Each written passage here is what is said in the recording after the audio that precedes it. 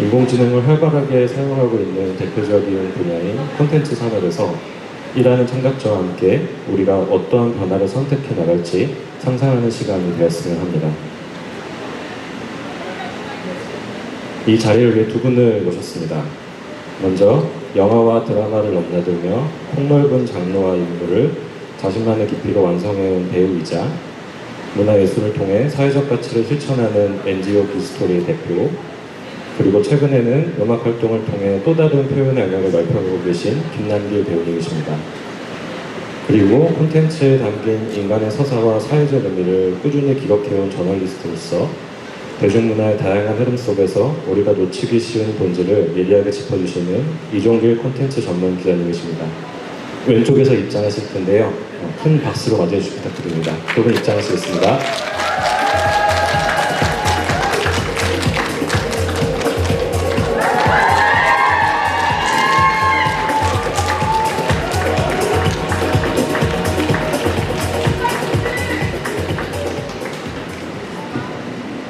앉으시죠. 이거 의자가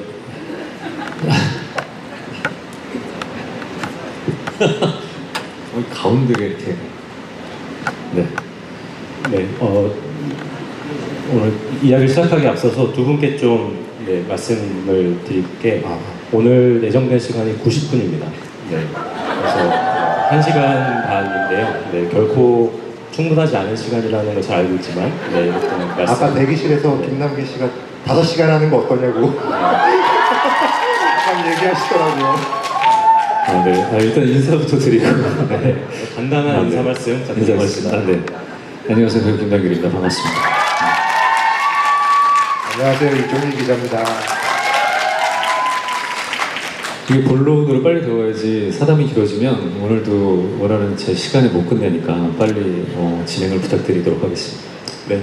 요즘 기술이 화두이고 인공지능이 정말 큰 화두잖아요. 두 분께서는 인공지능 서비스를 사용해 보시거나 사용해 보고 계신지, 어떤 생각의 느낌을 갖고 계신지 좀 여쭤보고 싶습니다.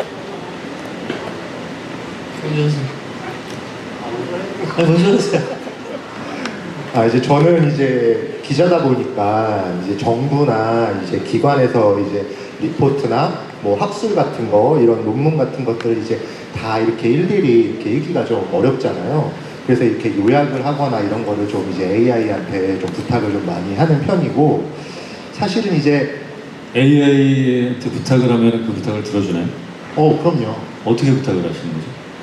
이거를 좀 추락해서 뭐 A4 용지 한 장 정도로 추락해줘 하는 내용에 대해서 핵심 내용만 딱 추려가지고 이제 보여주는 거죠. 그렇게 학습이 잘 되어 있는 거예요? 처음부터 그렇게? 그 제가 그 정도로 정교하게 질문을 하죠.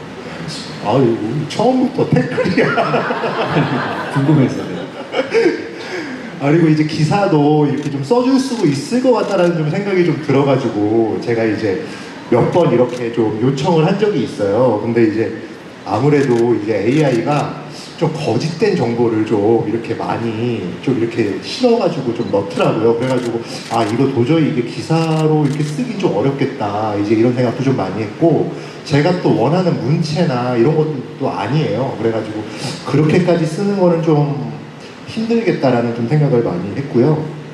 이게 처음에는 이제 제가 이제 AI 접하게 된 거는 이제 본격적으로 쓰게 된 거는 지난해부터인데, 이제 제가 처음에 검색으로 이렇게 좀 많이 이렇게 활용을 하려고 많이 이렇게 써봤는데, 이제 예를 들어서 챗GPT 같은 경우에 어떤 이제 제가 영화를 보고 어떤 영화 캐릭터의 뭐 이렇게 심리적으로나 아니면 사회학적으로 이렇게 좀 분석하는 그런 이제 서적이나 아니면 자료 같은 걸 이렇게 검색을 하려고 이렇게 물어보면, 작년 제가 처음 썼을 때는 없는 책 같은 거를 막 이렇게 소개해 주는 거예요. 그래가지고 제가 그 책이 도대체 어디 있는 거야 하고 제가 막 도서관에 막 검색도 하고 막 이랬는데 도저히 못 찾겠어서, 이거 도대체 이걸 써도 되는 건가 안 되는 건가 이러는데, 또 뉴스에서는 또 이런 거 안 쓰면 안 된다 뭐 이러니까 굉장히 거기서 괴리감이 많이 오더라고요. 근데 이제 점점 이렇게 쓰면 쓸수록 이게 시간이 좀 지나니까 좀 정확해지는 게 좀 있었고, 확실히 이렇게 유료 결제하는 건 그게 차이가 있는지 모르겠지만 최근에 했을 때는 검색 같은 것도 좀 이렇게 나름은 똑똑해져가지고 그런지 좀 잘 해준다라는 그런 좀 느낌을 좀 많이 받아서, 제가 이제 도서관도 뭐 김남규 배우는 뭐 알지 모르겠지만 제가 이제 도서관도 제가 원래 일주일에 한두 번 정도 가가지고 제가 도서관에서 만나자고 얘기한 적도 있고 막 그렇거든요. 근데 요즘은 2주에 한 번 정도 꼴로 많이 줄었던 것 같고, 사실은 이제 제가 마지막으로 하나 더 말씀드리고 싶은 거는, 제가 이제 제일 AI로 많이 하는 거는 주식입니다.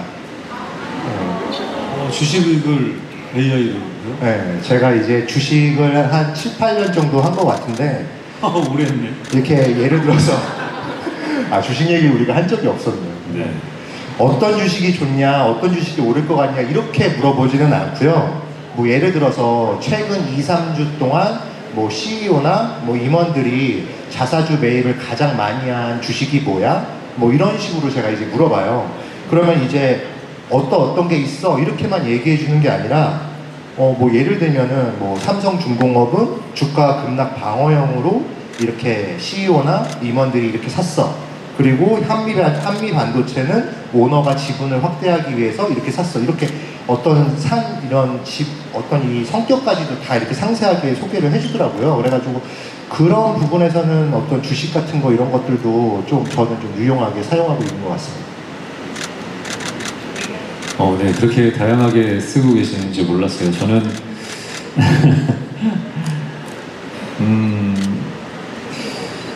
저는 처음엔 그냥 이 기자님이 말씀하신 것처럼 검색 엔진의 대용으로만 조금 더 다양성에 대한 검색 엔진으로만 좀 활용을 하다가 요즘은 아까도 또 얘기하신 것처럼 그 거짓된 정보나 존재하지 않는 정보를 이야기해 주기도 하고 그래서 전부 뭐 100% 신뢰하고 있진 않지만 어쨌든 AI라는 것들이 지금 우리 생활과 굉장히 밀접하게 많이 관계를 갖고 들어오고 있어서 저도 좀 적응을 하고 있는데, 가끔 직업적으로 보다 보니까 이미지적인 영상을 좀 보여달라고 하거나 찾아서, 아니면 대본 수정을 할 때 제가 갖고 있는 인물이나 캐릭터에 대해서 좀 지금 있는 대본보다 함축을 한다든지 아니면 좀 다른 느낌의 언어로 표현될 수 있으면 어떨까라는 것들을 이야기를 하면서 사용을 하기도 해요. 근데 저는 아직까지는 그래도 제가 뭐 물론 아까도 학습을 많이 시켰나 봐요 라고 물어보기도 하지만, 그 학습의 효과를 가지고 조금씩 나오긴 하지만 아직까지는 그냥 뭐 작가님이나 뭐 감독님이나 같이 작업을 하는 배우나 제가 생각을 했던 방향성이 더 좋지 않나 이런 생각들을 하면서 조금 이용을 하고 있습니다.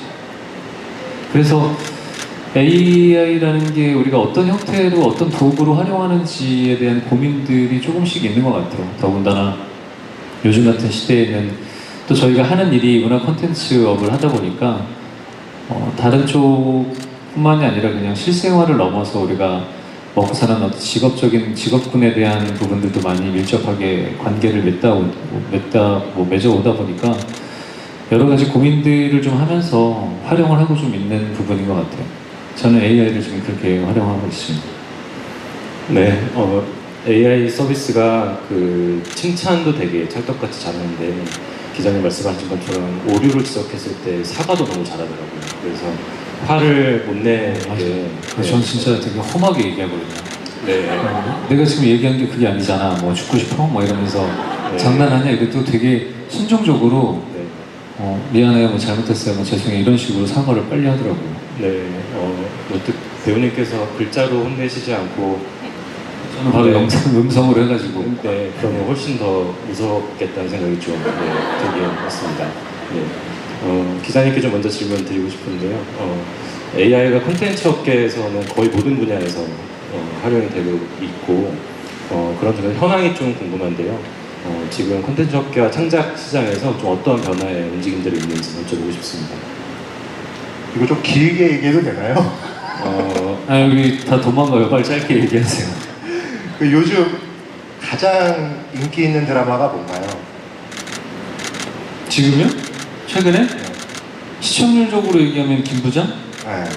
그 어제 이제 저한테도 이제 메일로 보도 자료가 왔는데 그 이제 김부장에서 그 모피어스 스튜디오라는 이제 AI 영상 콘텐츠 제작사가 있거든요. 근데 그쪽에서 이제 3분 정도 되는 시퀀스를 다 AI로 만들었다고 어제 자료가 나왔어요.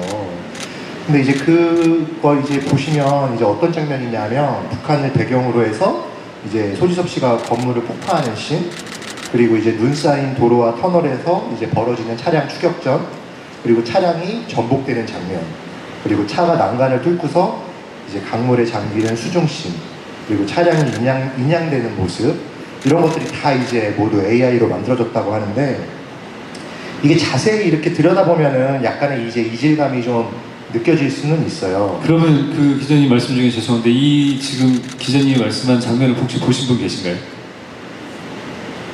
김부장 인기 많다 그러지 않았어요? 거의 안 보셨는데. 여러분 악몽을 아니, 안목은 아직 이게 오픈하려면 시간이 좀 걸려가지고 근데 열심히 촬영하도록 네. 열심히 하도록 하겠습니다.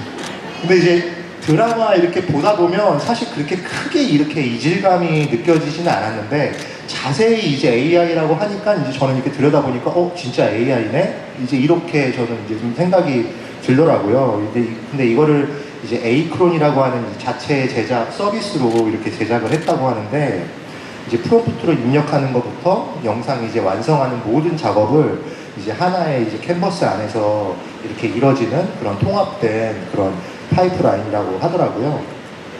근데 아마 이런 AI 기법이 앞으로 이제 콘텐츠 업계에서 굉장히 무수히 많이 늘어날 거라고 이제 저는 생각이 드는데 실제로 이제 제가 아는 뭐 제작사 대표님들을 이렇게 만나면 나이가 이제 대부분 50이 넘으셨어요. 근데 이제 이게 전화하다가 나 요즘 대학원 다녀 이런 말씀을 하시는 분들이 꽤 계세요. 그러면은 뭐 어디 가시냐 그러면 이제 한예종에서 뭐 무슨 전공을 듣고 있어 뭐 이런데 다 AI 전공으로 지금 다 수업을 듣고 계시다고 하시더라고요. 그래서 제가 이제 어떻게 진행이 되는지도 좀 궁금해서 그 과정도 좀 물어봤는데 제작사 이제 대표님들끼리 이제 팀을 하나 짜가지고 이제 과제를 이렇게 직접 수행하는 식으로 그런 식으로 만든다고 하시더라고요. 그래서 이거를 이제 자기네들도 이제 따라가지 않으면 안 될 것 같다라고 이렇게 다들 이렇게 생각들을 하고 계시는 것 같아요.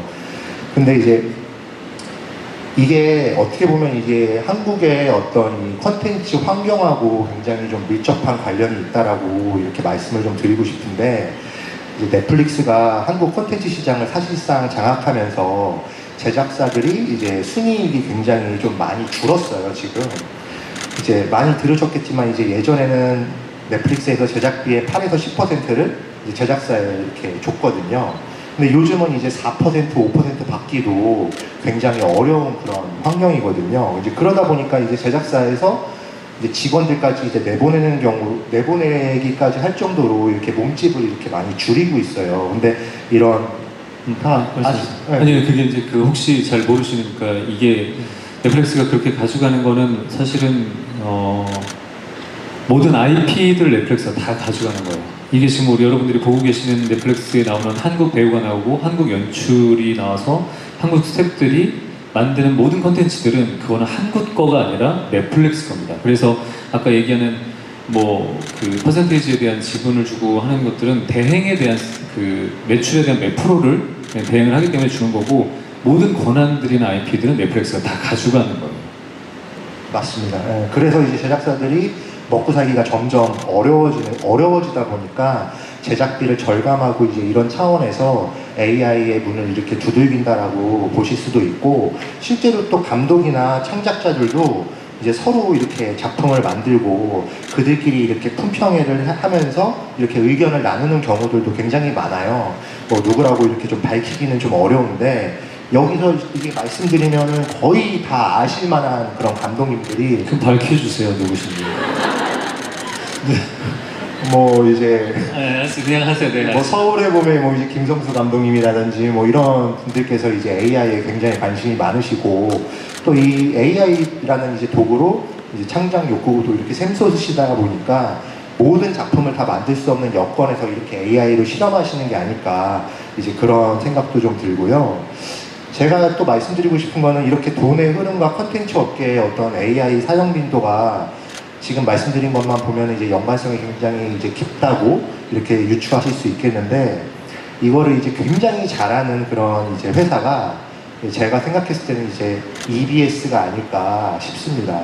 뭐 EBS 요즘 여러분들 보시는지 안 보시는지는 잘 모르겠는데 20년 전만 해도 EBS를 포함해서 이제 뭐 KBS, MBC, SBS 이렇게 방송 4사의 이제 광고 총액이 2조 4천억 원이었거든요.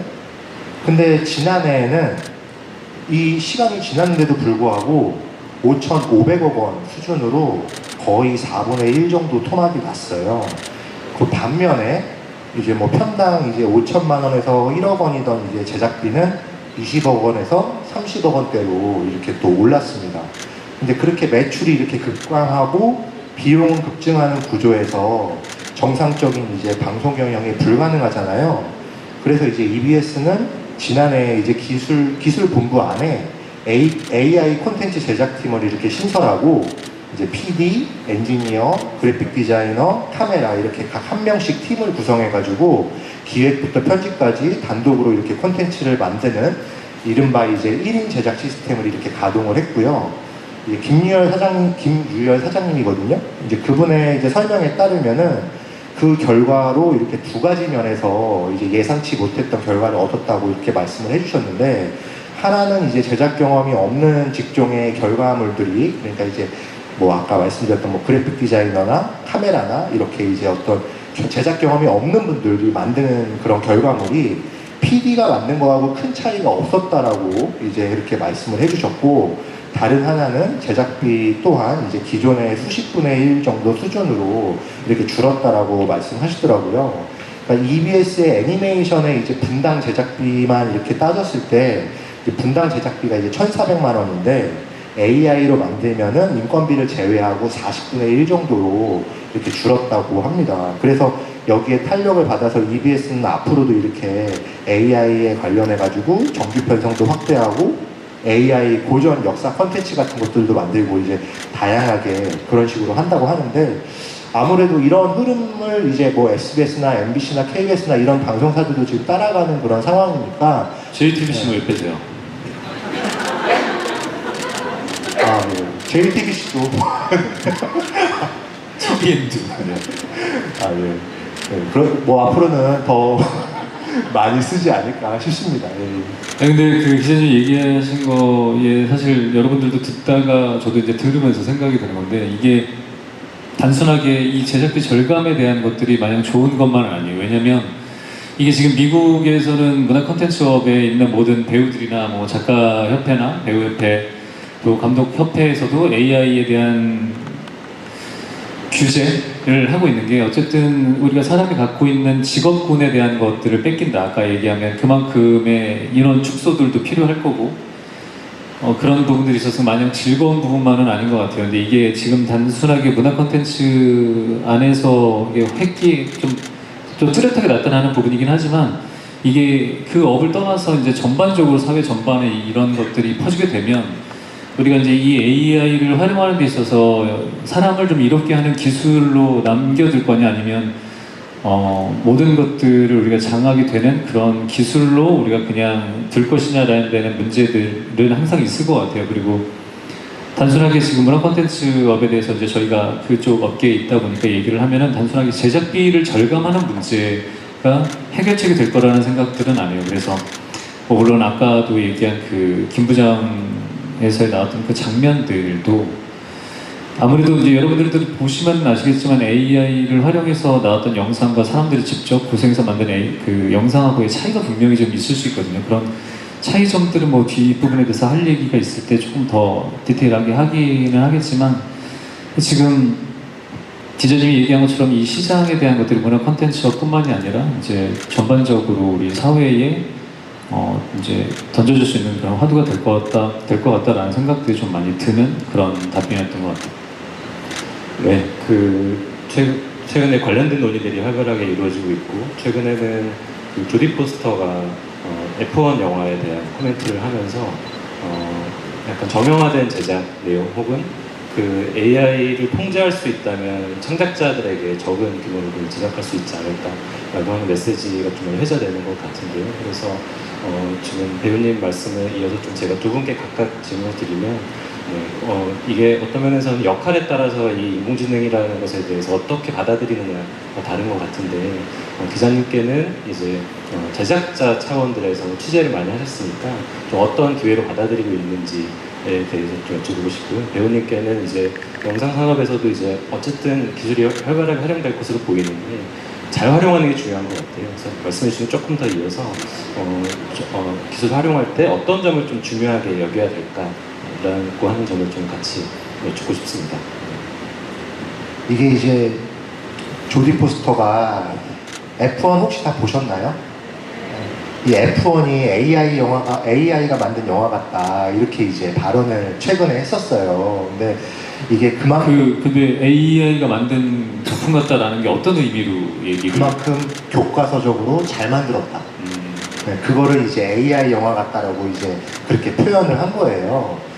근데 이제 대사도 그렇고 뭐 이제 그 순간순간에 맞는 말을 이렇게 쓴 것 같다라고 이렇게 얘기도 하고, 근데 이게 또 어떻게 보면 칭찬 같기도 하고 어떻게 보면 또 약간 디스 같기도 하고 약간 그런데, 사실 이 영화는 이제 세계적으로 흥행을 했잖아요. 이제 6억 3,400만 달러 뭐 이 정도를 벌었고 오스카에서도 음향상도 받기도 했고, 근데 이제 잘 만든 영화가 AI 영화 같다라고 이렇게 AI 영화 같이 보인다를 이렇게 지적한 건데, 이거는 이제 AI가 사람을 이렇게 대체한다라고 어떻게 보면은 약간 인정하는 이런 말로도 들리기도 하거든요. 어떻게 보면. 그러니까 예를 들어서 뭐 군중신이나 이런 데서 배경의 배우를 이렇게 복제해가지고 이제 비용을 이렇게 아끼는 경우도 많아졌다라는 얘기일 수도 있는데, 지난해 아까 이제 그래서 지난해도 그렇고 그 전에도 그렇고 아까 김남길 배우가 얘기한 것처럼 미국 이제 배우 노조에서는 이제 그런 얘기도 했거든요. 그 AI로 나오는 배우 한 명 한 명한테 나오는 값을 곱해가지고 예를 들어 20명이 나왔다 하면 그 한 명의 배우한테 20명의 몫을 다 줘야 된다, 이런 주장도 했었거든요. 근데 아무튼 이거는 이제 이렇게 완벽하게 만드는 이런 것들은 이 영상 콘텐츠만의 문제는 아닌 것 같아요. 제가 최근에 이제 본 기사 중에서 되게 흥미롭게 봤던 기사가 있는데, 이코노미스트 이제 기사인데, 이게 AI로 만든 이제 콘텐츠가 굉장히 많아졌다라는 이제 그런 내용을 소개하는 그런 기사였는데, 아마존에 이제 나오는 전자책의 경우에 월 10만 권이 나오는데 지금 AI가 이제 활성화된 다음부터는 월 30만 권이 나온다고 합니다. 그리고 대부분이 다 AI가 쓴 책이라고 합니다. 그리고 이제 미국에서 나홀로 소송 있잖아요. 변호사 없이. 그렇게 나홀로 소송도 2년 만에 2배로 늘었는데 승소율은 거의 그대로라고 합니다. 그러니까 AI가 이제 변호사 노릇을 잘해줬다라고 이렇게 볼 수 있는 건데요. 그리고 또 이제 논문 같은 경우에 이제 코넬대에서 이제 운영하는 아카이브라는 데가 제일 유명한데, 거기에 제출되는 논문의 57%도 AI에 다 이제 손을 탔다고 이제 그렇게 거기서 밝히더라고요. 그리고 이제 우리가 이제 핸드폰 키면은 나오는 이제 웹 같은 경우에 애플리케이션 같은 경우에도 이제 원래 월 5만 개에서 지금 10만 개가 됐다고 이렇게 또 얘기를 하고, 또 디저라는 이제 음악 플랫폼 같은 경우에 하루에 이제 받는 음악만 7만 5천 곡이라고 합니다. 그러니까 이제 AI 때문에 콘텐츠가 엄청 많아진 거예요. 어떻게 보면 진짜 무서운 거죠. 근데 제가 이코노미스트 그 기사에서 하단에 실린 그 평가가 제일 소름이 돋았는데, 44%가 AI 곡인데 청취자의 97%가 이게 사람의 노래인지 AI가 만든 노래인지 구별을 하지 못했다고 뭐 그렇게 얘기하더라고요. 근데 이렇게 아까 조디 포스터가 얘기한 것처럼 이제 어떤 블라인드 테스트에서 사람이 오히려 이제 AI가 만든 결과물을 또 좋아한다는 약간 이제 그런 어떻게 보면 그런 결과가 나왔다라고 할 수 있는데 이게 저는 또 그렇다라고 또 보지는 않아요, 사실. 왜냐하면 이제 실제로 또 AI로 이렇게 저작된 어떤 책 같은 경우에 리뷰나 평점이나 이런 것들을 봤을 때 사람이 쓴 책이 그래도 이제 AI가 쓴 책보다는 다 평점도 높고 부스도 더 많이 팔린다고 또 하더라고요. 근데 저는 또 이제 글을 쓰는 사람이다 보니까 이런 데서 또 희망을 또 이제 갖기도 하는데 아무래도 이제 어떤 이제 똑같다라고 하는 AI로 만든 게 아닌 것 같다라고 하는 그런 세상에서 정말 진짜 아니면 오리지널리티 뭐 이런 것들을 보는 약간 그런 식견이 좀 필요해진 시대가 계속 이제 좀 저희한테 다가오는 게 아닌가 그런 생각이 좀 듭니다. 네, 기자님 얘기하시는 거를 좀 이어서 듣다 보니까 우리가 그 AI인지 아닌지를 식별하는 거에 대한 눈을 갖는 거가 과연 그게 메인일까라는 고민들이 들어요. 왜냐면 저도 이제 제작사를 운영을 하다 보니까 버추얼로 저희도 아이돌들을 만들고 버추얼 영상들을 만들어서 나라가 운영하는 펀드나 나라 돈을 좀 빼먹기 위해서 저희도 운영을 좀 하고 있는데 왜냐면 요즘 AI 기반으로 대한 투자들이 굉장히 많이 몰리고 있기 때문에 투자가 사실 양극화 정도가 아니라 거의 그냥 한쪽으로 많이 몰리고 있는데 문화 콘텐츠업이 저희가 운영하는 인원이 많지가 않아요. 그리고 심지어 전문가라고 할 수 없고 대학생들과 같이 그 작업을 하고 있거든요. 지금 이제 전공이 AI 이제 뭐 영상, AI 컨텐츠업을 하고 있는 대학생분들하고 이 일을 해도 그게 일주일 단위로 아까 얘기한 것처럼 퀄리티가 굉장히 달라져요. 그래서 일주일 전에 어색했던 게 불과 3, 4일 전에 어색했던 영상이나 AI에 대한 영상 제작물들이 지금 조금 더 익숙해지거나 좀 자연스러워지면 이게 내일 모레는 또 달라지고 일주일 뒤에 더 그 기술의 발전하는 속도가 다른 기술을 발전하는 속도하고는 조금 차원이 달라요. 그래서 이게 처음에 나왔을 때 저희가 PD들은 많이 살아남을 수 있을 거다, 감독들은, 디렉터들은 많이 살아남을 수 있을 거다라고 얘기했던 건 어쨌든 아까 우리가 처음부터 얘기했었던 학습에 대해서 여태까지 나왔던 모든 영상들과 이런 것들을 기반으로 명령어를 잘 디테일하게 넣으면 그럴듯하게 영상을 만들어내요.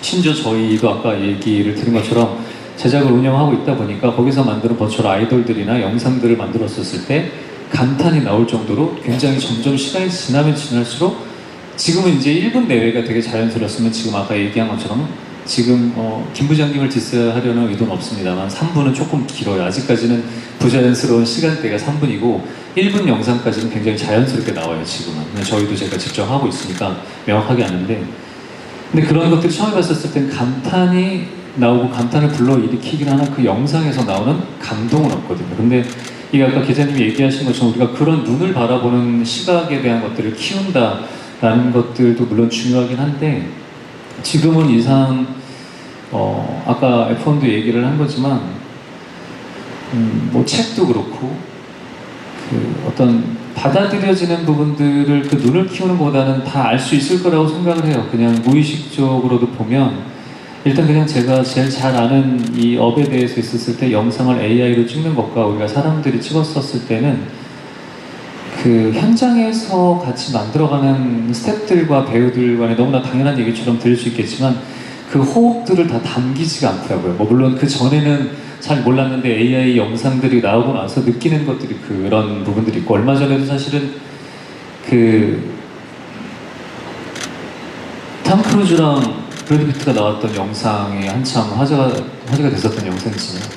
근데 그것도 사람들이 야 이렇게 붙여놓을 수도 있다지 이게 진짜야? 라고 의심하는 사람들도 있고 기대를 갖고 있는 사람들도 있겠지만 이렇게 만들 수도 있겠구나 라는 감탄들이 있으면서 또 양면적으로는 좀 서글픈 느낌들이 들기는 하는 부분들이 좀 있었어요. 저는 개인적으로도 그렇고. 근데 이게 지금 아직까지는 사람들이 현장에서 갖고 있는 사람 냄새, 그냥 흔하게 얘기하는 사람 냄새가 나는 영상들이나 결과물들은 아무래도 AI하고의 차이가 있을 거고, 근데 이런 것들이 시간이 지나면서 그런 것들이 좀 더 비슷해지고, 사람이 썼는지 아니면 사람이 만들었는지 AI가 만들었는지 AI가 썼는지도 구분이 안 되는 부분들이 분명히 그런 날이 오긴 하겠지만, 그래도 당연히 사람과 AI에 대한 기본적인 차이는 있어야 된다고 생각하고, 그런 것들이 꼭 당연히 존재한다고 생각을 해요. 그래서 아까도 얘기한 것처럼 이게 우리의 사랑에 대해서 얼마만큼 이롭게 할 것이냐, 우리가 이걸 어떻게 활용할 것인지에 대한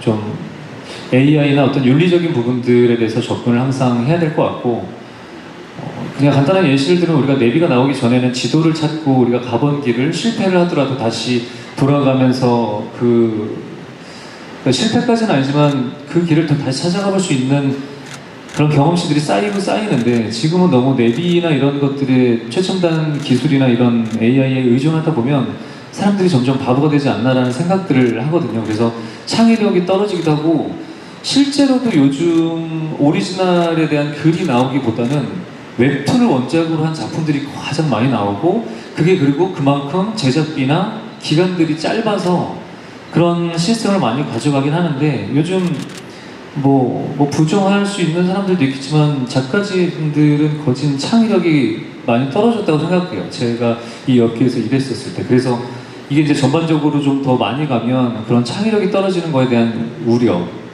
그리고 이게 여러 가지 것들에 대해서 뭐 이거는 여기에서 이렇게 얘기할 건 아니지만, 뭐 일론 머스크랑 구글 창업자가 그 AI 컴퓨터에 대해서 이게 윤리의식을 갖고 우리가 이걸 키워야 되느냐 아니면 프로그램을 죽여야 돼, 셧다운해야 되느냐라는 거에 대한 논쟁을 벌이다가 둘이 사이가 좀 틀어졌었던 그 영상들을 제가 한번 본 적이 있는데, 예전에 사실은 할리우드에서는 터미네이터라는 영화나 로봇 아이나 아니면 마이너리티 리포트나 이런 그 미래의 AI에 관련된 영화로 한 20년 전부터 이미 인류에 대한 경고를 하면서 이거에 대한 이 AI가 갖고 있는 편리함들, 근데 우리가 이걸 어떻게 받아들일 건지에 대한 문제의식들을 갖고 영화를 만들어 왔고, 지금 그게 20년 뒤에 현실이 되고 있는 상황이거든요. 더군다나 지금 K 콘텐츠가 업계에서도 그 글로벌하게 많이 주목을 받고 있는 입장에서는 우리가 이걸 어떻게 활용하고 어떻게 바꿔나가야 되는지에 대한 고민들이 항상 같이 이루어져야 되지 않을까라는 생각들을 좀 하게 되는 것 같아요. 저 한 가지만 갑자기 궁금해져서 물어봐도 되나요? 네, 질문하셔야죠. 시간 없어요. 네. 아니, 만일에 열혈사제 김혜인 신부랑 뭐 예를 들면 뭐 주지훈 씨가 연기했던 백강혁이라든지 뭐 이런 캐릭터가 둘이 아까 브래드 피트하고 톰 크루즈처럼 싸우는 영상을 제가 만들었어요. 근데 그게 화제가 됐어. 그럼 저 고소하실 건가요? 일단 당연히 고소를 진행을 하면서, 근데 지금도 얘기하시는 게 그게 사람들이 세계관에 대한 접목은 되게 흥미롭기는 하나, 갖고 있는 캐릭터들이 둘이 뭔가 아까 얘기한 것처럼 싸우는 것들이 그냥 흥미롭다 재밌다 정도지, 그거에 대해서 오는 그런 감동들은 조금 떨어질 것 같긴 해요. 직업적으로 갖고 있는 부분들도 되게 다르잖아요. 김혜일과 그 지훈이가 연기한 백강혁의 그 캐릭터들이. 근데 그게 이제 그 세계관 안에서 남아있을 때의 매력적인 거지, 그 세계관이 조금 과하게 합쳐졌었을 때에 오는 부정적인 부분들, 그게 이제 더 이상 아까 얘기한 직업 그러니까 그 AI에 대한 윤리적인 부분들까지는 아니지만, 윤리관까지는 아니지만, 그게 더 과유불급이라고 너무 많아지면, 그게 너무 많은 것들 담기려고 한다면 부족하거나 없느니만 못하지 않을까라는 생각들을 하는 것 같아요. 지금 당장까지는 아니지만 앞으로 아까 말씀드린 것처럼 우리가 사람들이 살아가야 하는 데 있어서 어떤 직업이 많이 없어지거나, 뭐 물론 그런 것들은 우리가 또 다른 직업을 시대가 지나면서 좀 찾아지는 부분들도 있겠지만, 그런 고민들도 같이 해보게 되는 것 같아요. 네, 일단 저도 한번 기자님 말씀하실 때 떠올려 봤는데, 일단 사진님이 대단히 우세하게 이기실 거라는 좀 상상을 해보면서. 네. 아무래도 당연하죠. 네. 주지훈이가 그리고 사실 저는 입으로 싸우는 걸 보고 싶어요. 그러면 좀 얘기가 달라질 수 있죠. 네, 그런 류의 상상은 또 사실 서브컬처라는 영역에서 글이나 만화 같은 것들 사실 푸는 영역들이 있기는 한데, AI를 활용한 영상으로도 만들 수 있겠구나 생각을 저도 좀 해보게 됐습니다. 제가 오늘 행사 준비하면서 관계자분들한테 두 분은 질문 하나만 가지고도 90분이 가능하시다라는 말씀을 들어서 제가 관련된 자료들을 찾아보긴 했지만 직접 들으니까 길긴 긴데 재밌네요. 네, 그래서 빠져드는 매력이 있어서 근데 어쨌든 두 분이 방금 해주신 한 개씩의 답변은 AI를 활용하더라도 기준을 가지고 사람의 이론 방향으로 쓰는 것이 필요하다라고 한 문장으로 정리할 수 있는데 그래서 이렇게 한 문장으로 정리해 주시니까 우리가 뭔가 AI스럽게 요약을 해주셨네요. 그래서 뒤에 질문들이 있는데 제가 적절히 조정하면서 좀 이어가도록 하겠습니다. 뒤에 질문도 사실 우리가 지금 대답한 거에 다 포함이 되어 있는 답변들도 있잖아요.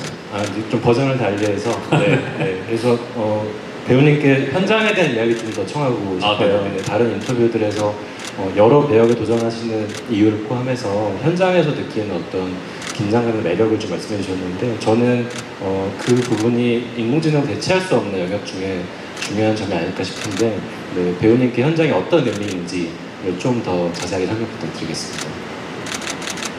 모르겠어요. 지금 이제 질문하시는 거에 대한 제가 드리는 답변이 AI에 관련된 부분들하고 얼마만큼 맞닿아 있을지 모르겠지만 제가 현장을 좋아하는 부분들은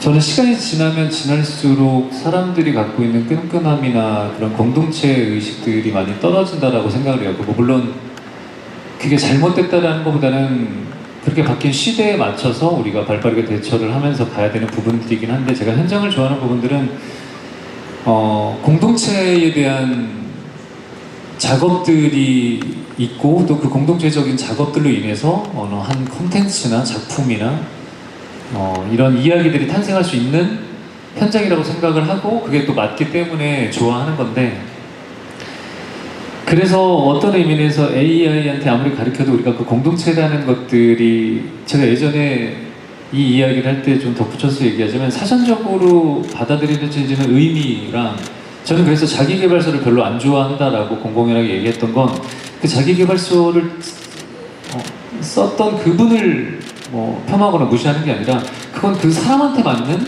자기계발서잖아요. 근데 사람마다 다 성향이나 각자 갖고 있는 패턴들이나 다 많은 것들이 달라 있을 텐데 그런 공동체 의식을 얘기를 하는 것들 똑같이 조금 AI한테 그런 걸 학습을 한다고 AI가 과연 그걸 받아들일 수 있을까?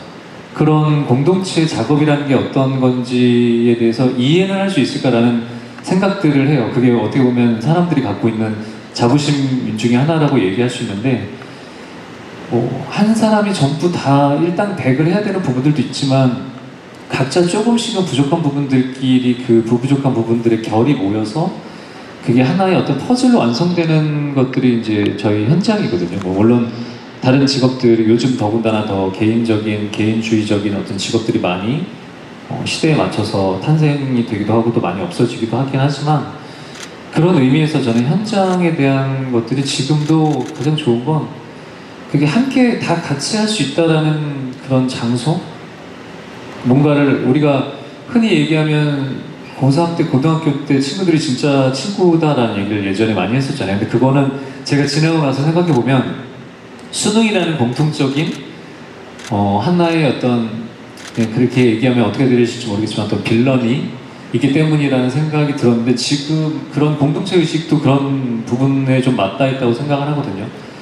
그래서 어떤 하나의 콘텐츠를 만들기 위해서 모여서 그거에 대한 성과를 내고 결과치를 내기 위해서 모여있는 사람들이기 때문에 그 사람들이 좋고 싫고 힘들고 쉽고 이런 걸 떠나서 그런 부분들이 다 공동으로 있는 장소이기 때문에 그게 좋은 것 같아요. 그래서 저한테는 사실은 그런 AI가 만약에 우리의 어떤 문화 콘텐츠에 대해서 이렇게 하면 그런 부분들을 조금 더 서포트 해줄 수 있는 부분으로 활용이 되면 좋지 않을까라는 생각들을 하는 거죠. 위험한 것들을 조금 AI 영상을 빌어서 한다든지 왜냐면 그 현장에서는 많은 위험이 도사리는 촬영장에서도 사람들이 많이 죽기도 하고 다치기도 하는 부분들이 있다 보니까 그런 부분들은 사람이 몸이 많이 해를 끼치지 않는 선에서 AI 도움을 또 받을 수 있는 부분들도 있고 그런 의미에서 여러 가지 복합적으로 이제 현장이 좋은 부분, AI와 함께 할 수 있는 현장 그런 부분들이 좀 생각이 되어지는 것 같아요.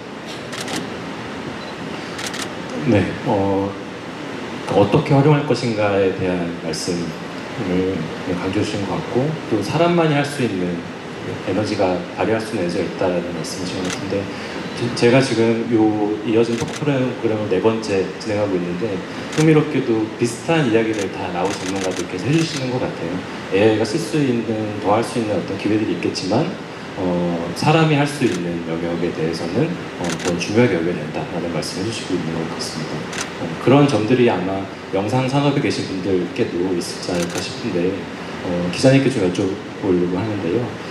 지금은 AI를 활용한 영상 제작들이 주로 단편이 많이 이루어지고 있는데, 앞으로 장편으로도 시도가 될 것으로 보이고, 그러면서 아무래도 수익을 내려면 어떤 저작권 문제랄지 이런 것들이 해결이 돼야 될 것 같은데, 그런 방향과 관련해서 현장에서 좀 어떤 또 논의가 이루어지고 있는지 소개 부탁드립니다. 그 이제 결론부터 얘기하면은 100% AI 제작물은 저작권이 인정되지가 않습니다. 그 사람의 어떤 창작적 어떤 기여가 없으면 전 세계 어떤 법원이나 어떤 이제 당국에 가도 아마 등록이 아마 거부될 겁니다. 그게 어떻게 보면은 AI 뭐 작품이 좀 돈이 좀 안 되는 그런 이유가 아닐까 싶기도 한데, 제가 이제 제작자분들한테 물어봐요. 이걸 어떻게 쓸 거냐. 그러면 이제 답이 다 하나로 모아집니다. 실존하는 이런 이제 김남일 같은 이제 그런 배우를 하나 놓고, 그러고 이제 AI를 만들겠다. 다 이제 그렇게 말씀들을 하세요, 대부분. 왜냐하면 이제 인간의 어떤 창작적 기여가 배우가 이제 옴으로써 이제 확실해지고, 또 어떤 이제 저작권 확보의 근거가 생기니까, 어떤 AI는 배경이나 어떤 후반 작업만 이렇게 책임지는 그런 구도가 될 수 있거든요. 근데 창작자인데도 이제 이런 점을 조금 간과하시는 분들이 계세요. 좀 업계에 좀 이런 말이 있거든요. 작품이 망하면 아무도 소송 안 건다. 근데 작품이 돈을 벌기 시작하면 반드시 소송이 들어온다. 이게 업계에 이런 얘기가 있어요.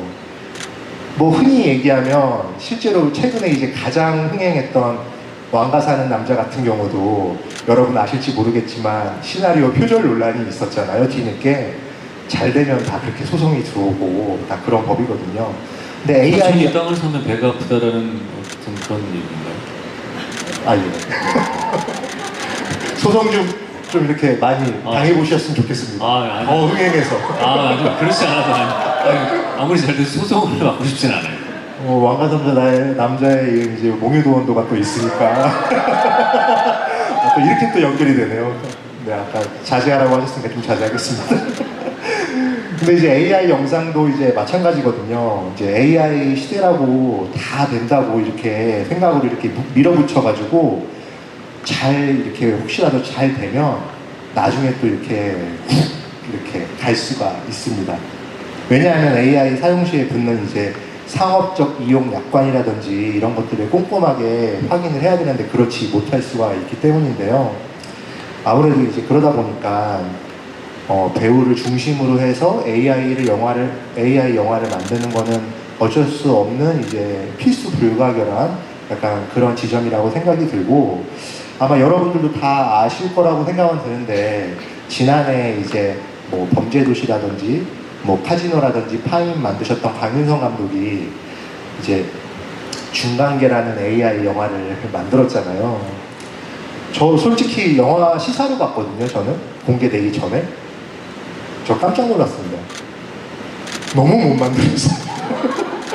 근데 제가 그 개봉하기 전에 강윤성 감독님을 만나서 얘기할 수 있는 기회가 있었어요. 그래가지고 이 중간계 나오기 제가 보기 전에 감독님 이거 중간계 좀 어때요? 이제 뭐 이런 얘기들을 물어봤는데, 감독님께서 이제 2가지 부분에서 굉장히 힘들었다라고 이제 얘기를 해주시더라고요.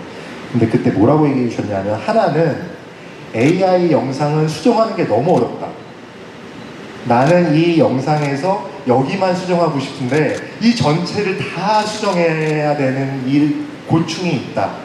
이제 이 얘기를 하셨고, 2번째는 AI 기술이 내가 만들었을 때 이 정도가 최선이라고 생각해가지고 이 AI 기술을 만들었는데 한 달 있다가 갑자기 훨씬 더 좋은 기술이 나타났다는 거예요.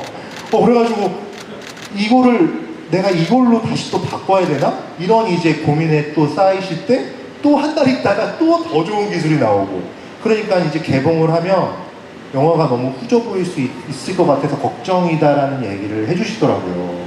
근데 솔직히 저는 감독님한테 말씀은 안 드렸지만 영화 보고서 너무 실망했거든요. 그리고 실제로 2부도 지금 안 나오고 있어요. 2부 나온다라고 투비 컨티뉴라고 나오는데 안 나오고 있거든요, 지금. 아무래도 그런 점에서 당분간은 이런 영화 제작자분들이 장편 영화를 만들거나 이런 거는 아마 쉽지 않지 않을까.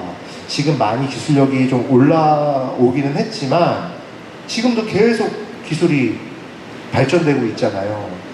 뭐 저는 이제 클로드라는 이제 기능을 쓰고 있는데, 클로드에서도 페이블이라는 그게 나왔어요, 최근에. 근데 정말 엄청나거든요, 그게. 저 근데 그거 딱 2번 입력하고 쓰지 않았습니다. 한 번 입력해서 써보니까 제가 쓸 수 있는 것의 70%를 썼다고 나오는 거예요. 그 하루 쓸 수 있는 그거에. 그래가지고 이거 도저히 쓸 수가 없겠더라고요. 그런데 어쨌든 그만큼 돈도 많이 들고 또 기술도 이렇게 계속 발전하니까 아무래도 장편 영화로 AI로 온전히 만들어진 영화를 당장 1, 2년 안에 보기는 좀 어렵지 않을까. 그리고 나온다면 배우 중심으로 해서 나오지 않을까. 근데 그렇게 얘기하시는 걸 듣다 보니까, 근데 여러분들은 그 기자님이랑 얘기하다 보니까 AI로만 만든 장편을 보고 싶으신 의향이 있으신가요? 배우님 나오면. 김남길 배우가 나오는데 AI로 이렇게 만들었다고 안 보시겠어요? 아니, 그것도 보지 마세요.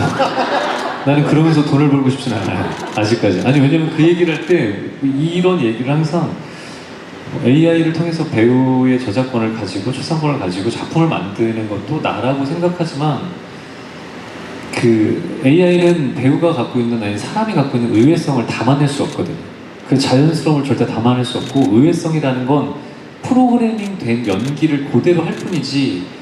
왜냐면 제가 상대 배우랑 연기하다가 늘상 이렇게 하다가 어떤 날은 조금 약속된 연기가 아니라 다른 쪽으로 호흡을 꺾어보거나 좀 뭐 웃지 않아야 되는데 웃고 싶을 때도 있잖아요, 사람의 감정이라는 게. 근데 AI는 그걸 흉내낼 수가 없어서 일단은 그런 부분들이 좀 있고, 또 하나는 그 애니메이션이 있고 우리가 실사 영화가 있고, 그리고 뭐 애니메이션도 있지만 만화책도 있고, 그게 갖고 있는 장르 어떤 분야별로 조금씩 나눠져 있는 게 그 분야별로 갖고 있는 매력들이 다 있기 때문에, 장단점들이 있기 때문에 그게 있다고 생각을 해요. 근데 AI를 통해서 그 모든 것들이 통합되는 듯한 느낌이 들어서 그렇게 만들어진다면 애니메이션과 사람들한테 이제 어떤 선택지가 줄어들기도 한다라는 생각들이 들고, 그리고 만화나 애니메이션이나 뭐 실사화나 아니면 연극도, 뭐 물론 AI로 연극을 만들 수는 없겠지만 그런 부분들에 있어서의 선택지가 많이 줄어들 것 같기도 하고, 그런 것들의 장점이나 단점들이 다 나눠져 있는 것들을 그냥 그렇게 나눠져 있는 그 고유의 매력들이 그냥 그대로 좀 지켜졌으면 하는 개인적인 바람들이 좀 있어요. 그러니까 저도 이 의견에 이제 동의하는 거는, 저는 원래 사실 마지막 질문에 대한 답으로 준비했던 건데, 뭐 예를 들어서 무례한을 이제 예를 들면, 이제 재곤이 이제 형사면서 형사가 아닌 척, 그리고 사랑하면서 사랑하지 않는 척, 약간 이제 그런 두 겹의 거짓말을 이렇게 동시에 어떻게 보면 눈빛에 이렇게 담아야 되는 연기를 해야 되는 거잖아요. 근데 제가 이제 AI한테 형사 역할이지만 정체를 숨기면서 사랑에 빠진 표정, 뭐 이제 이런 식으로 제가 막 입력을 해요. 그럼 이제 프롬프트가 아무리 정교하다고 하더라도 그 이중의 결을 이렇게 다 담아낼 수는 없다고 생각하거든요. 이제 표정은 또 대본에 담긴 감정이 또 아니고, 또 이제 배우가 실제로 그 순간에 이제 두 개의 진실 사이에서 이제 갈등하면서 나오는 또 결과가 아니다 보니까 아무래도 그런 거는 이제 학습을 통해서는 좀 나오기 어렵지 않을까, 뭐 그렇게 생각합니다. 네, 시간에 대한 부담을 드리니까 이제 질문도 조절하시고, 네, 결론부터 말씀해 주시고, 네, 바람직한 진행인 것 같습니다. 네, 앞으로 두 분 모시는 행사 관계자분들께서는 참고하시면 좋을 것 같다는 생각이 이 불가능한 게 아니네 사실 반쯤 놓고 있었는데 배우님 말씀 조금 더 또 이어서 여쭤보고 싶은 게 그 현장에서 이제 직접 연기하시는 부분에 대해서 말씀 주셨었는데 저는 잘 모르긴 하지만 그 연기라고 하는 단어를 했을 때 하다라고 이어지는 게 저는 인상적인 것 같아요. 그러니까 배우가 직접 연기를 하다와 인공지능으로 배우를 연기를 생성하다는 분명히 다른 것 같거든요. 네.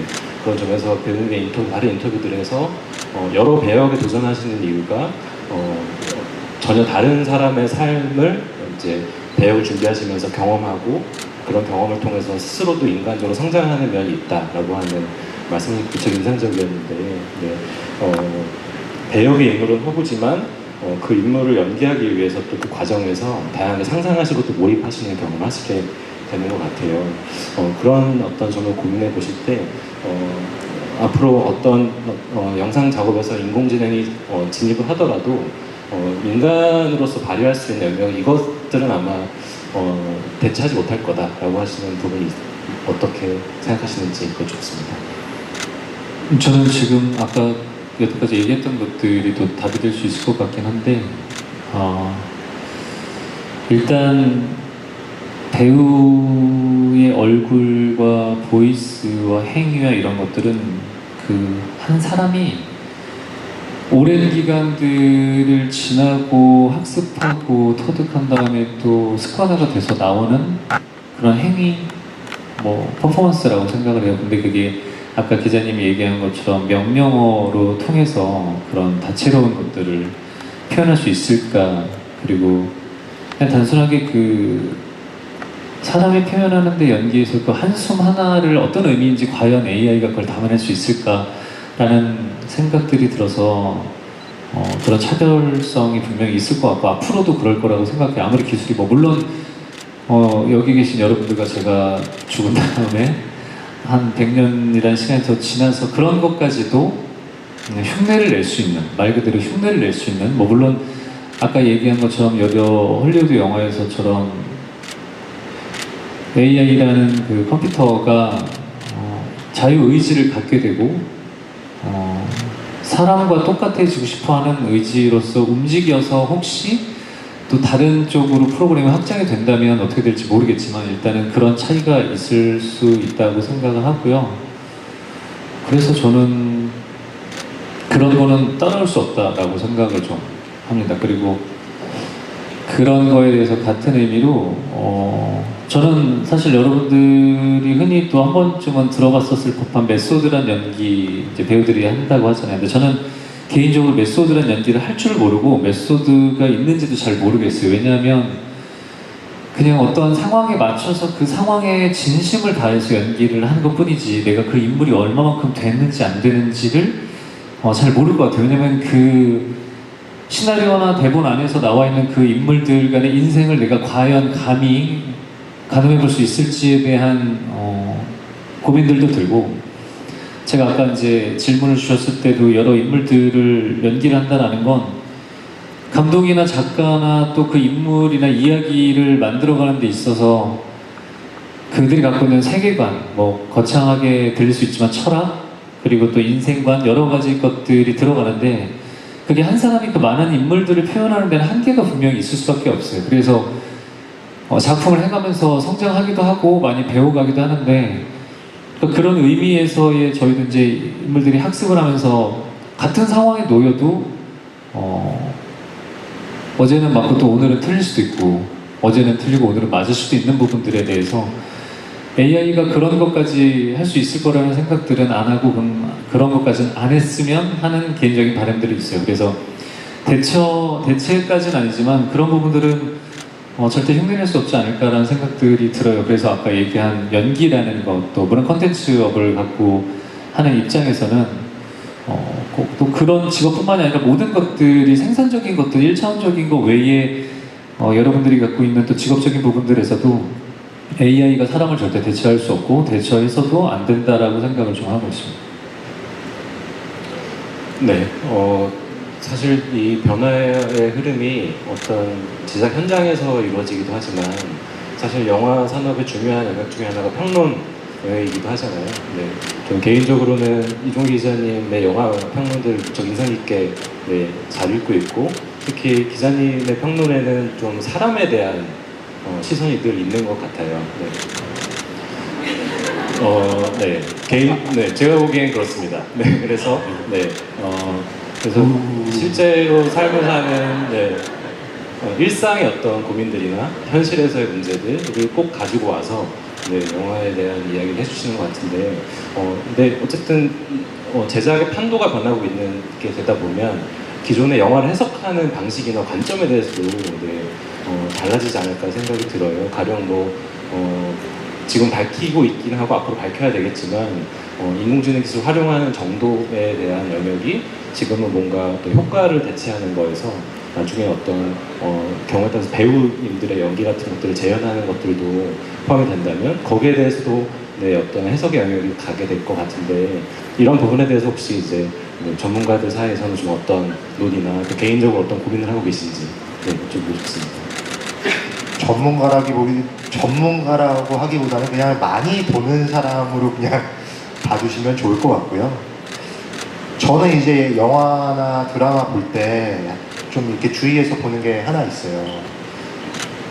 예를 들어서 한 주인공이 있으면 이 주인공은 지금 무엇이랑 싸우고 있나 이거를 일단 제일 먼저 봐요. 모든 그냥 평론이든 뭐든 이런 거 다 떠나서 그냥 관람할 때마다 항상 그 점을 좀 이렇게 중심으로 해서 이렇게 좀 보는데 괴물하고 싸울 수도 있고 그 시대하고도 싸울 수 있고 자기 자신하고도 싸울 수 있고 어떻게 보면 이제 그 싸움의 어떤 그 본질이 우리가 살면서 겪는 이런 어떤 질문하고 좀 이렇게 맞닿아 있어야 약간 관객들이 이렇게 좀 몰입을 하는 것 같다라는 이제 그런 생각을 하거든요. 근데 기자님 진짜 말씀 중에 죄송한데 꼭 싸워야 되나요? 안 싸우는 영화나 이런 게 있나요? 대부분 다 그러지 않나요? 그런가요? 갈등이 있잖아요, 다. 네. 왜 그래요? 물어보는 거예요, 그냥.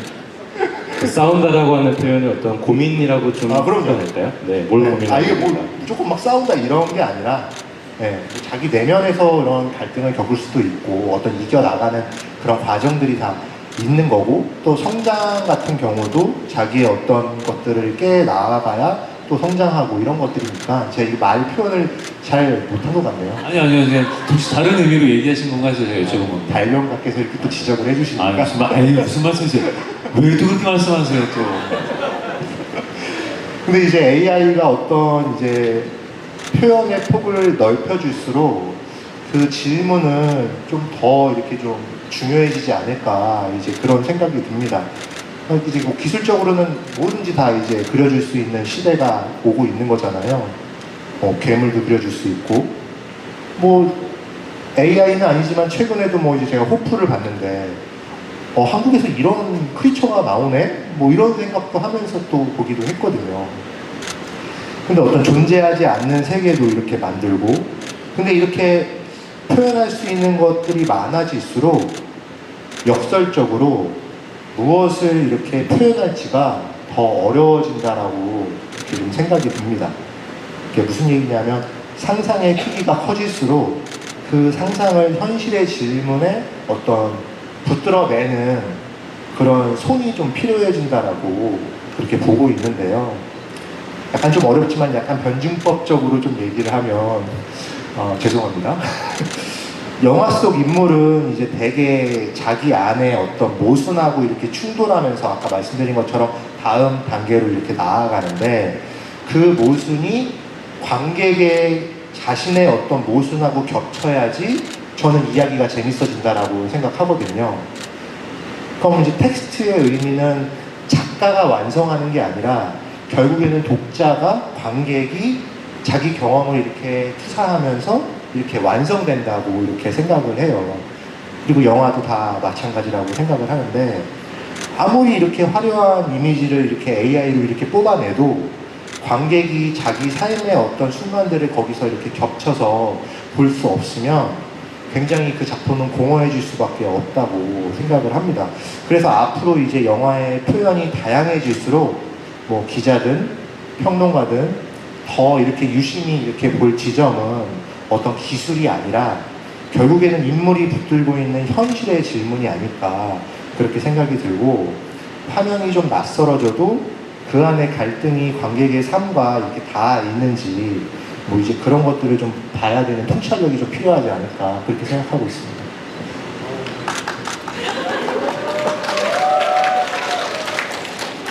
아우 뒷골이.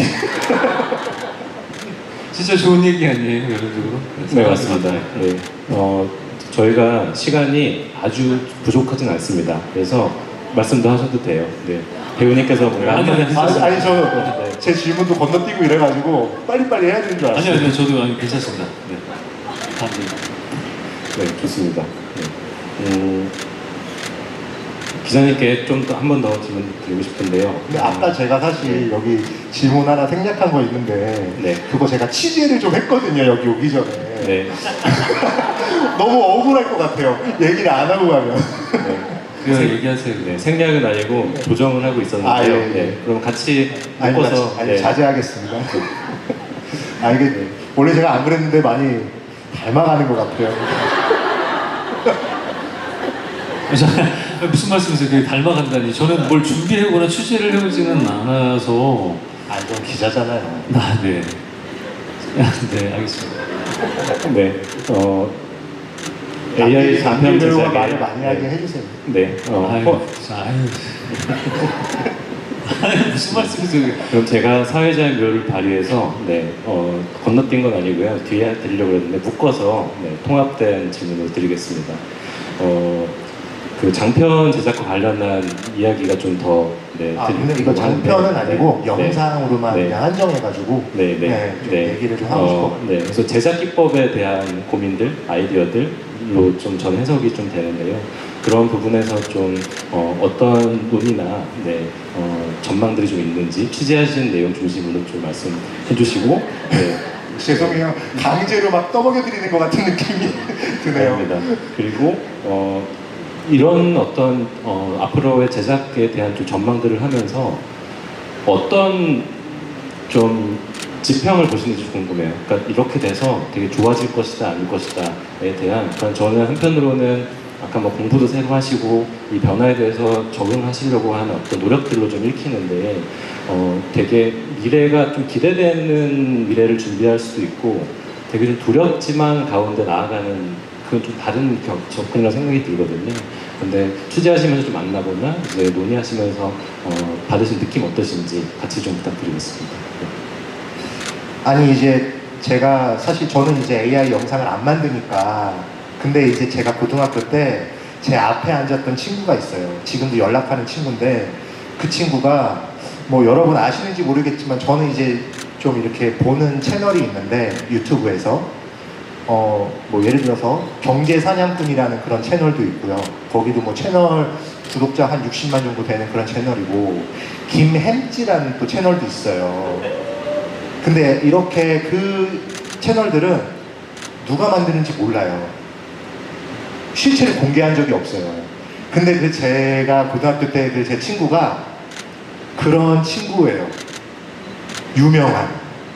근데 아무에게도 공개를 하지 않았어요. 근데 제가 이제 영상을 안 만들다 보니까 아까 제가 이 질문 하이브리드로 어떻게 만드느냐, 제작을 어떻게 하냐 이런 질문을 했을 때 제가 알 수가 없으니까 그 친구한테 사실 좀 어제 1시간 반 정도 통화하면서 많이 물어봤거든요. 그래가지고 뭐 아까 이런 얘기를 좀 얘기 드린 거고요. 뭐 제가 상세하게 얘기는 안 드릴게요. 그냥 뭐 그 친구도 뭐 최근에 뭘 어떤 도구를 쓰고 있고 뭘 하고 있고 막 이런 얘기 주저리 많이 해줬는데, 제가 좀 이제 재밌었던 거는 아까 뭐 감독님들이 얘기하신 것도 얘기했지만 AI 기술이 계속 발전하고 있어서 자기도 만들 때마다 놀라고 있다. 이제 그 얘기를 조금 뭐 드리고 싶고, 뭐 여러분 아시는지 모르겠지만 AI 단편 영화 같은 게 있어요. 뭐 이렇게 단편 영화 공모나 뭐 CGV에서 이렇게 뭐 상영도 가끔씩 하고 뭐 이렇게 하거든요. 근데 단편 영화 AI로 만들면은 얼마 들 거라고 생각하세요? 한 편 만드는데 10분에서 한 15분짜리? 관심들이 없으시는 것 같아요. 정말 적게 만들면 100만 원 들고요. 정말 많이 들면은 5천만 원 정도 든다고 하더라고요. 근데 뭐 저 같은 이제 일반인은 그 정도 돈을 쓸 일은 없다 보니까 아무래도 그런 거를 만들기는 좀 쉽지 않을 것 같은데, 돈이 있으면 정말 질 좋은 컨텐츠는 무한대로 만들 수 있다라고 그렇게 얘기를 하더라고요. 그리고 저는 이제 AI 영상을 안 만들다 보니까 제가 너무 놀랐던 게, 뭐 예를 들어서 요즘 여자 아이돌들이 막 춤추고 뭐 이러는 릴스 같은 거 이런 거 있잖아요. 제가 그거를 김남기 씨 이미지를 해가지고 김남기를 이렇게 붙이면 정말 너무나 손쉽게 1, 2분 만에 김남기 씨가 막 이렇게 춤을 추는 모습으로 해가지고 그런 게 영상이 나온대요. 근데 이제 그거는 뭐 한 30초 정도짜리 영상으로 만드는 거는 그냥 식은죽 먹기라고 하더라고요. 그러니까 그 정도로 너무 영상 기술이 많이 발전했다라는 거, 뭐 이런 것도 좀 말씀을 좀 드리고 싶었던 게 있고요.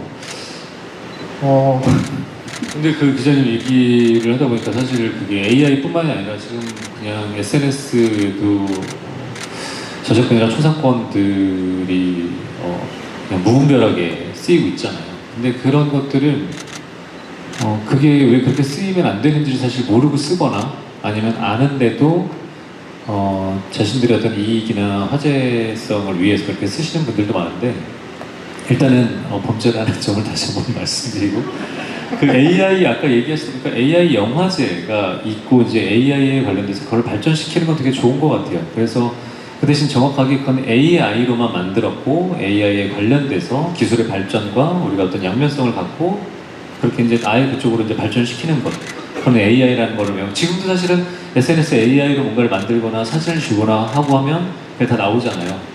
그런 것처럼 이게 그런 쪽으로 같이 가면 좋지 않을까라는 생각들이 좀 들기는 하는 것 같아요.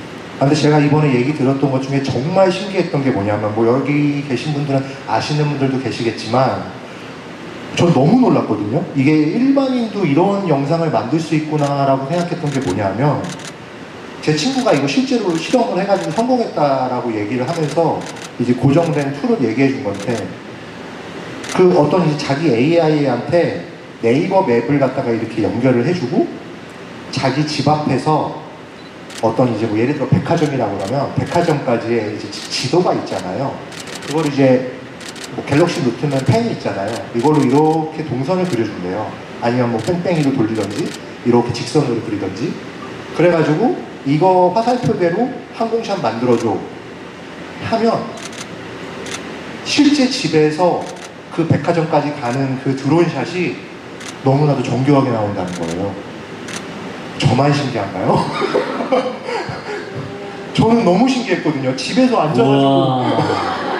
신기해요. 아, 갑자기 하고 싶지가 않아서. 농담입니다. 아니 근데 이렇게 좀 너무나 밖에 나가지 않아도 이렇게 우리 동네를 내가 이렇게 찍을 수 있다라는 거, 그리고 드론샷으로 그거를 찍을 수 있다라는 거, 이런 거 하나하나만 봐도 나중에 2, 3년 정도 지나면 뭐 저 같은 일반인이나 이런 사람들도 다 이런 AI를 손쉽게 다 하지 않을까, 이런 생각이, 이런 영상을 만들 수 있지 않을까라는 생각이 들고 있고, 제가 너무 이게 제가 뒤처졌구나라고 생각이 가끔 들 때가 있어요. 제가 이제 딸이 있는데 중학교 3학년이에요. 근데 저는 이제 AI가 없어서 못 살 그런 사람은 아니거든요. 근데 지금 10대, 20대 친구들은 정말 AI하고 정말 친근하게 잘 지내더라고요. 자기 고민 같은 것도 얘기하기도 하고, 뭐 이렇게 검색할 때도 저는 네이버에다 검색하는데 아빠는 늙어서 그래, 이런 얘기를 듣고 있어요. 여기 보니까 10대, 20대 분들은 안 계신 것 같기는 한데. 무슨 말씀이세요? 다 10대, 20대 분들인데.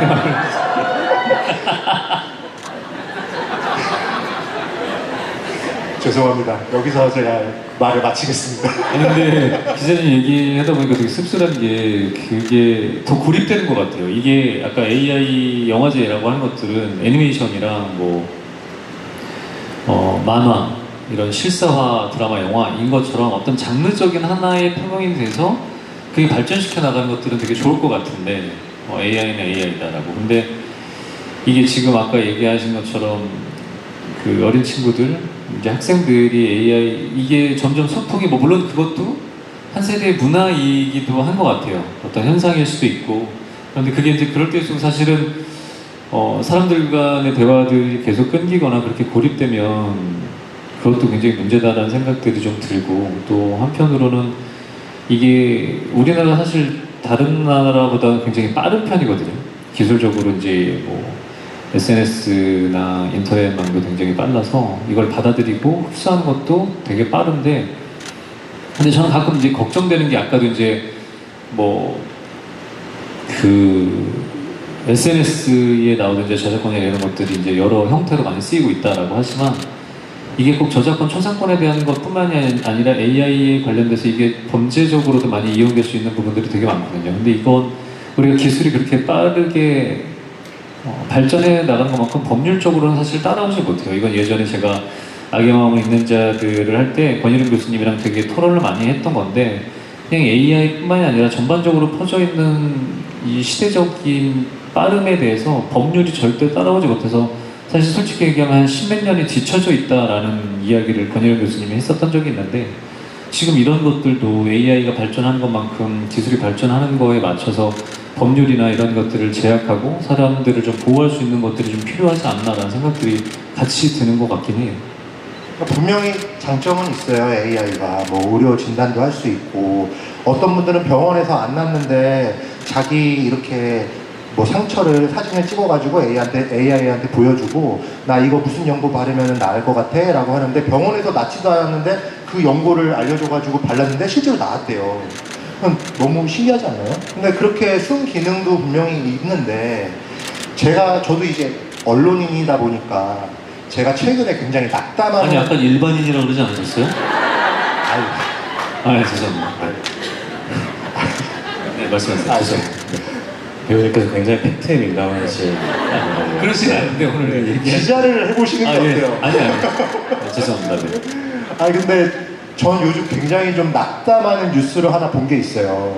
어디라고 말씀은 안 드리겠는데 모 신문사에서, 혹시 중앙일보인가요? 아니에요. 칼럼을 20매짜리 칼럼을 20매면은 4,000자거든요. 그 4,000자리면 엄청 긴 글이에요. 근데 4,000자짜리 칼럼을 하루에 3개씩 쓴다는 거예요. 똑같은 이름의 필자가, 그 이제 필명을 가진 사람이 칼럼을 하루에 3개씩 쓴다는 거예요. 그 긴 글을. 근데 알고 봤더니 그게 AI인 거예요. 그러니까 필자가 있는데 필자가 AI에 그걸 시킨 거예요? 아니면 그냥 그 필자가 AI 자체인 거예요? 이게 그냥 제가 그냥 어차피 검색하면 나오실 테니까, 아주경제라고, 거기에 이제 보면 그 사장하고 편집장이 자기 아이디를 임의로 만들어서 그렇게 칼럼을 쓴다는 거예요, 그거를. 근데 이거를 이제 원래 언론사에도 그게 있어요. 기사 툴에 보면 이 기사는 AI로 작성되었습니다. AI를 썼으면 AI로 작성되었습니다라는 거를 눌러줘야 돼요. 그럼 그게 하단에 나와요. 근데 그렇게 안 하고 그냥 그렇게 내보냈다는 거예요. 근데 이게 저는 되게 무서운 게 뭐냐면, 저는 이렇게 취재를 하잖아요. 근데 여러분들 아까 제가 얘기 드린 것처럼 10대하고 20대들은 지금 뭐 클로드, 챗GPT, 오픈AI 이런 걸로 검색한다고 그랬잖아요. 근데 기자들도 제가 요즘 보면 AI로 기사 쓰는 사람 굉장히 많아요. 그리고 회사에서 그거를 장려하기도 하고, 실제로 제가 다니는 회사에서도 AI 학습 교육을 시켜줘요. 뭐 그거를 AI로 쓰라고 이렇게 강요하는 건 아닌데, 더 효율적으로 일을 하라고 이렇게 많이 권장을 하거든요. 근데 그냥 AI한테 다 이렇게 시켜가지고 그거를 기사로 내보내는 그런 매체들도 굉장히 많거든요. 근데 이게 문제가 뭐냐면, 나중에 이 AI로 했을 때 뭐 할루시네이션이나 이런 것들, 가짜 정보나 이런 것들이 실릴 수가 있잖아요. 그럼 나중에 그게 진짜 팩트가 되는 거예요. 그럼 나중에 우리 젊은 친구들이 뭐 김남길에 대해서 알아봐줘 했는데, 뭐 나쁜 사제 막 이런 거 나왔다, 뭐 이런 식으로 나오면 그게 진짜 진실이 돼가지고 그걸 믿을 수가 있다는 거예요. 그걸 기자가 별로 신경 안 쓰고 데스킹 안 보고 그냥 기사가 나갔을 경우에 김남길에 대한 잘못된 정보가 나갈 수 있다는 거예요. 김남길은 말이 너무 없다. 막 이런 거 있잖아요. 이게 진짜 근데 무서운 거거든요. 이런 것들은. 이런 상황들이 좀 저는 좀 우려가 많이 되더라고요. 그래서 가짜뉴스나 이런 것들도 앞으로 더 심해지지 않을까 이제 그런 생각도 들었고, 그러다 보니까 우리가 AI를 쓰는 그 어떤 이제 주체가 돼야 되는데 어떤 AI한테 휘둘리는 그런 객체가 되면 안 된다. 우리가 꼭 그거는 가지고 가야 된다. 그리고 아까 제가 말씀드린 것처럼 AI 시대가 되면서 우리가 너무 손쉽게 거짓에 이렇게 노출될 확률이 많으니까 항상 비판적 사고로 견제하는 그런 약간 시각들을 좀 가지고 살아야 되지 않을까, 그런 생각을 좀 하고 있습니다. 네. 크게 치셔도 됩니다. 네. 도현님, 기자님 두 분 다 어떤 인공지능을 활용하더라도 인간을 중심으로 한 명확한 기준이 필요하다라고 하는 말씀을 해주시는 것 같아요. 그리고 저는 아까 기자님 말씀 듣고 그 경제사냥꾼 김행지 채널 계속 외우고 있거든요. 나중에 찾아보려고. 그리고 그 인공지능 서비스를 되게 잘 그러니까 애착을 갖고 쓰시는 분들은 애칭도 있더라고요. 이렇게 부르는 이름. 그래서 따님이 부르는 애칭은 뭘까? 좀 궁금해지기도 했었고요. 네. 네. 그냥 이름 부릅니다. 제가 이렇게 막 유연한 사람은 아니라서. 네. 그러니까 따님께서 인공지능 서비스를 부를 때 아마 이름을 부르지 않을까. 네. 그거는 이제 개인 프라이버시니까 지켜줘야죠. 아, 네. 그렇군요. 네. 그리고 그건 범죄예요, 그거는. 누가 범죄를 하는구나. 아니, 요즘은 아빠가 딸 이런 거 일기장 훔쳐보고 이러는 것도 아니 일기장 훔쳐보는 게 아니라 혹시 그 AI를 그 AI 가 애칭인데 일기장 어떤 애칭으로 부르는지를 아예 알았어 그만해. 비판적 사고를 갖고 살아야 된다는 거. 그리고 앞자리에 있었던 친구분 얘기 들으면서 그 저희가 갖고 있는 소망 중에 하나가 그 돈 많은데 유명하지 않은 사람이거든요. 네, 그런 분이신 것 같아서. 네. 저는 놀라운 게 최근에 뭐 김햄치 보시는 분은 아시겠지만 김햄치가 최근에 애플 광고도 찍었습니다. 전 너무 놀라웠어요. 이러다가 배우들 광고 못 찍는 거 아니야? 이런 생각이 안 들 수가 없어요. 아니 배우들이 광고를 하는 직업은 아니잖아요. 뭐 광고는 누구나 할 수 있는데 저희는 연기를 하는 직업이지. 여기 LG CNS에서 광고만 안 하실 거예요? 아유 해야지. 무슨 말씀이세요? 무슨 말씀이세요? 열심히 하겠습니다. 관계자분들 잘 숙지해 주셨으면 좋겠습니다. 네, 기대하도록 하겠습니다. 네. 두 분께서 말씀해 주시는 거에는 결과적으로 지금 사람의 중요성으로 좀 귀결되고 있는 것 같습니다. 배우님께서는 문화예술 NGO 기스토리도 설립하시고 지금 대표를 운영하고 계시는데 이 사회 문제를 해결하는 데 기술이 긍정적인 역할을 분명히 할 텐데요. 앞으로 기술이 어떤 문제를 해결하는 데 기여했으면 좋겠다고 기대하시는 바가 있으실지 궁금합니다.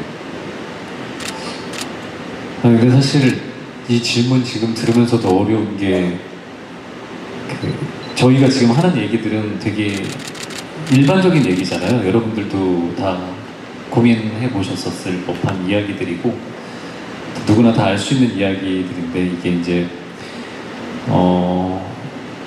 뭐랄까 이 기술이 어떻게 사회적으로 이제 쓰였으면 좋겠는지에 대한 질문들이시잖아요. 근데 제가 운영하는 NGO는 되게 어떻게 보면 간단하거든요. 그냥 더불어서 같이 잘 살자. 우리가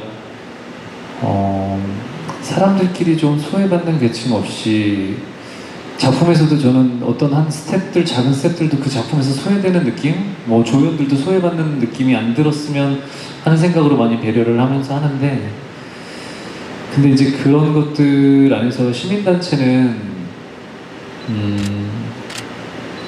저는 이제 유명인으로서 갖고 있는 이제 대중문화 예술을 하는 사람으로서 전부 다 꼭 그럴 필요는 없지만 책임감이라는 게 있어요. 왜냐면 이게 제가 혼자 잘해서 제 능력 외에도 저를 사랑해 주시는 사람들이나 제가 했던 작품이나 연기나 이런 것들을 좀 컨택을 해주시는 분들도 계셔야 되고 제가 그 다음에 넥스트를 위해서 노력을 해야 되는 부분들 여러 가지가 있는 게 다 대중분들의 어떤 영향이 있어야 되는 부분들이 있기 때문에 거기에서 갖고 있는 책임감으로 그냥 그런 걸 좀 돌려드리자라는 취지이기도 하고 그래서 이제 그런 걸 만들어서 지금도 활동을 하고 있지만 이 AI 기술이 사회에 어떻게 비춰지는 게 좋을지에 대한 거는 참 어려운 것 같아요. 아까도 이제 문화 콘텐츠에 대한 이야기를 하다 보니까.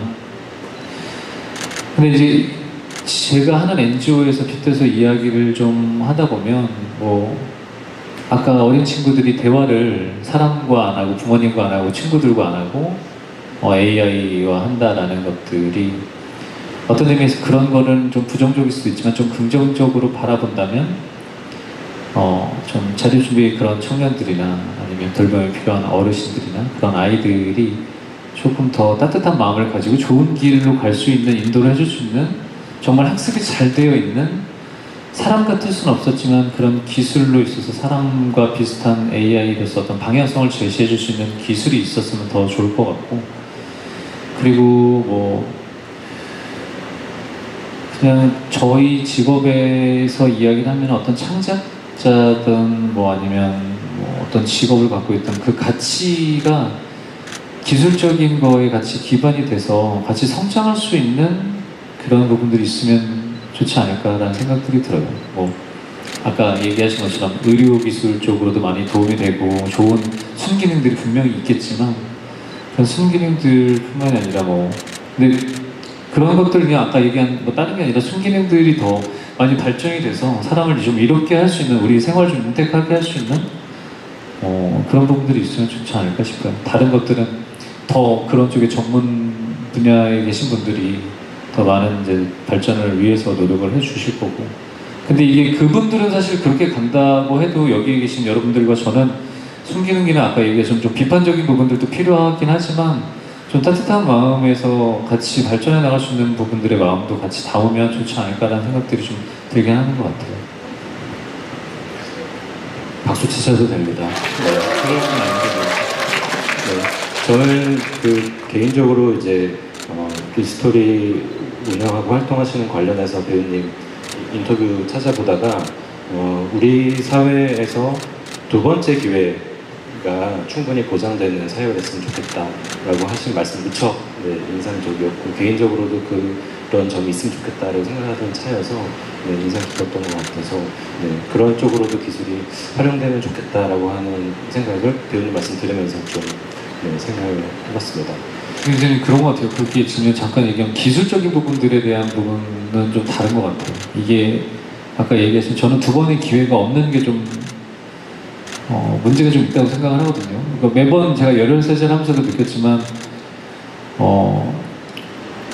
그냥 흔히 얘기하면 범죄자들한테도 미래는 있고 선인한테도 사실 과거는 있어 라고 얘기를 했었던 거에 대한 대사가 되게 좋다라고 얘기한 것들이 두 번째가 세 번째가 다른 사람이 될 수 있는 기회나 우리가 사회에서 그런 기회를 주고 손을 좀 잡아줄 수 있고 여러 가지 것들이 함께 할 수 있는 그런 기회조차 없어져 버리는 사실 사회가 많이 되어가고 있는 부분들이 있는데 이게 과연 기술적으로 어떻게 대처를 할 수 있을지에 대한 의문은 항상 드는 것 같아요. 이거는 아무리 기술이 발전한다고 해도 사람들 마음에서 나와야 되는 부분들이랑 그런 너그러움이나 아니면 어떤 기회를 주고 같이 그래서 제가 사실 공동체에 관련된 이야기를 계속 하는 것도 이게 점점 기술이 발전해 가면 갈수록 순기능들도 더 많아져서 좋긴 하겠지만 더 혹시나 고립되거나 너무 더 이제 개인주의적으로만 더 변화하진 않을까라는 좀 우려가 있어요. 그래서 아까 얘기하신 것처럼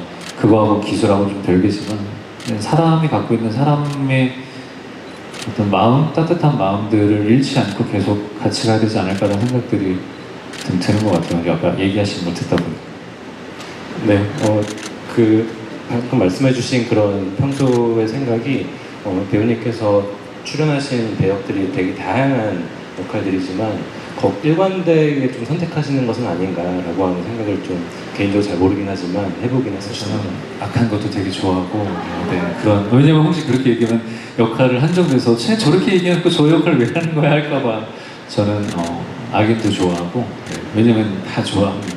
캐릭터에 맡은 게 있어서 네, 전천후 모든 배역을 다 소화할 수 있는 잘 알고 있습니다. 네. 이제 오늘 좀 우려에 대한 얘기를 많이 하긴 했지만 인공지능 기술을 좀 잘 활용을 하면 좀 표현을 좀 더 다양하게 할 수 있는 그런 기회가 있지 않을까 생각이 드는데요. 근데 아무리 표현을 이제 더 다양하게 하고 새로운 걸 하더라도 중요한 거는 결국에는 무엇을 얘기할 것이냐가 아닐까 싶습니다. 저는 그게 조금 압축해서 표현하면 좋은 작품이라고 표현을 해야 될 것 같은데요. 그게 좋은 작품이라고 하는 것에 대해서 좋은 작품으로 만든 핵심이 무엇이라고 생각하시는지 그리고 그 핵심이 창작자와 관계를 어떻게 이어줄 수 있을까에 대한 고민을 하시게 될 것 같아요. 네. 그래서 괜찮으시다면 배우님 먼저 답변 부탁드리고 기자님께도 고민이실 것 같은데 답변 부탁드리겠습니다. 따르는 건 없는 것 같아요. 이게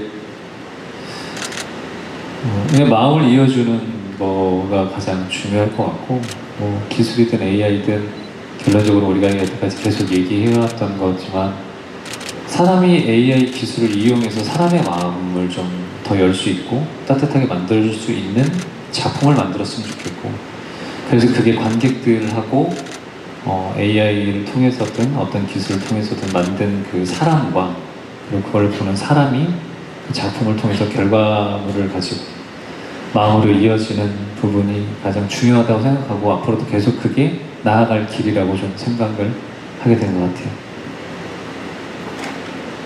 저도 당연히 진심이나 이런 것들 되게 중요하다고 보는데 어떤 기술적인 발전의 어떤 이제 그런 것들이 이루어진다면은 어떤 이제 그런 거에 관련해 가지고 더 약간 향상된 그런 영화가 됐든 드라마가 됐든 그런 문법 같은 게 분명히 나와줘야 된다고 보거든요.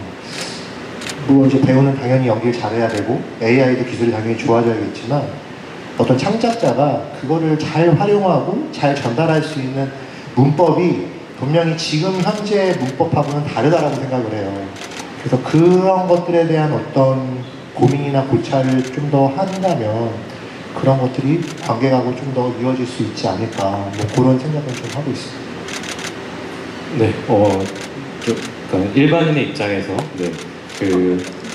영상 산업, 드라마, 영화 산업에서 제가 좀 무척 부럽다고 하면 신기한 것 중에 하나가 시상식인 것 같아요. 거기서 시간 연단에 오르는 모든 분들이 강조하시는 게 동료회인 것 같더라고요. 네, 그래서 함께 수고하는 분들에 대한 감사와 존경과 이런 것들을 표현하시는 게 좀 인상적이었는데 오늘 두 분의 말씀에서도 결과적으로는 그러니까 사람에 대한 어떤 가치들을 말씀해 주신 것 같아가지고 인상적이었습니다.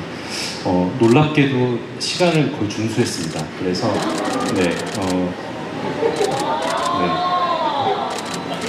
그래서 시간 여유가 조금 있거든요. 그래서 마지막으로 두 분께 마지막 인사 말씀을 충분한 시간으로 부탁드리겠습니다. 인사요? 마지막 말씀? 사실 답변을 2배 이상 질문을 더 준비해 왔는데 아무튼 저도 공부가 많이 됐고 이러니까 저한테도 굉장히 유익한 시간이었고 모르겠어요. 저는 제가 AI 쓸 줄 몰랐어요. 솔직히 저는 왜냐하면 저 그런 거를 굉장히 좀 보수적인 사람이라서 그리고 영화도 여러분들은 어떠신지 모르겠지만 전 가끔씩 60년대, 70년대 영화도 요즘 가끔씩 봐요. 신작들만 보는 게 아니라 옛날에 그 느낌들이 분명히 있거든요. 그 정도로 약간 좀 보수적이고 그래서 저는 사실 AI 안 쓸 줄 알았거든요. 근데 저도 저희 부서에 이제 후배가 있는데 그 친구는 이제 AI를 엄청 많이 쓰는 친구예요. 근데 저한테 선배 이렇게 하다가 선배 진짜 뒤처지는 사람 된다. 제발 좀 써라. 작년 4월인가 3월 달에 그런 얘기를 저한테 해주더라고요. 그래서 저도 이제 AI를 쓰기 시작했고 어느 정도 이렇게 쓰다 보니까 어떨 때는 좀 의지하게 될 때도 있고 물론 이제 제 마음을 다 그 친구한테 주는 건 아니지만 그러니까 제가 이미 뺏긴 건 뺏겼는데 필요에 의해서만 필요할 때만 이제 쓰고 이러는 어떤 제가 아까 말씀드렸잖아요. 저는 이제 객체가 아니라 주체라고. 예. 근데 이제 주체가 돼서 쓰긴 하는데 자꾸 실생활에서 쓰는 비중이 좀 더 늘고 있는 것 같아요. 근데 그렇게 사용 빈도가 높아지면 높아질수록 뭐 지금도 말씀드렸지만 주체가 되는 어떤 그런 중심을 잃어버리면 안 되겠다라는 생각은 꼭 하고 있고, 저도 사실 이제 직장인이다 보니까 사실 뭐 기사 압박도 있고 하루에 기사를 뭐 이런 것들도 써야 되고 뭐 저도 일하는 거 엄청 많거든요. 근데 그런 것들을 가끔은 AI한테 맡겨가지고 진짜 이렇게 막 해버리고 싶다 이런 유혹이 있을 때도 솔직히 없지는 않아요. 아까 제가 말씀드렸다시피 AI한테 기사 맡겨보기도 했다라고 말씀드렸는데 도저히 이 수준은 안 되겠다라고 생각이 들었다라고 말씀드렸잖아요. 근데 거기에 휘둘리면 안 된다라고 생각하고, 여러분들도 다 직업이 있으시겠지만 아니 이상한 말이 아니라 맞는 말이잖아요. 다 직업이 있으시고 하시는 일이 있고 또 좋아하시는 일이 있겠지만 있으실 텐데 그 하시는 일에서 전문성을 잃어버리시면 안 된다라고 생각해요. AI한테 너무 기대지 마시고 자기 주체성을 다 가지고 가셔야 되는, 그래야 저는 AI를 잘 이용하는 그런 사람이 되어야 AI 시대의 승자가 될 수 있을 거라고 생각하고, 제가 그동안에 많은 분들을 만나가지고 AI 관련해가지고 여쭤보기도 했는데 많은 분들께서 또 이런 얘기를 또 해주시기도 하셨어요. 그래서 여러분들도 AI를 정말 효율적으로 사용하시는 그런 주체가 되시기를 좀 응원하겠습니다.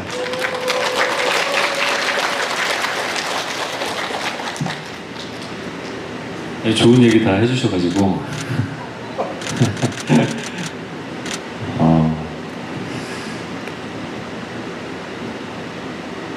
비슷한 얘기인 것 같아요.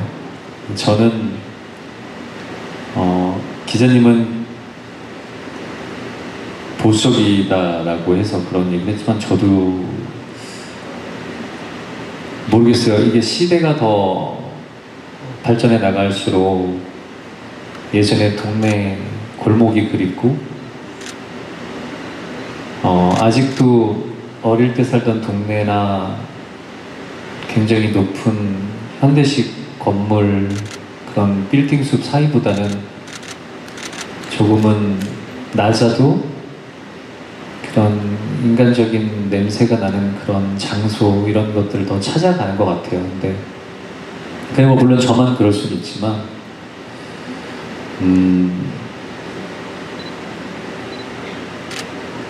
저는 제가 갖고 있는 직업은 사실 AI하고 영상적인 부분들에서 밀접하긴 하지만 지금 현장에서 제가 연기를 할 때는 아직 AI의 도움을 많이 받거나 그러고 그런 영향을 많이 미치지는 못해요. 제가 연기를 하는 입장에서 지금은. 근데 앞으로도 기자님도 얘기를 했겠지만 더 많은 것들이 기술이 발전해 나가고 더 우리한테 이로운 일들이나 많이 생기겠지만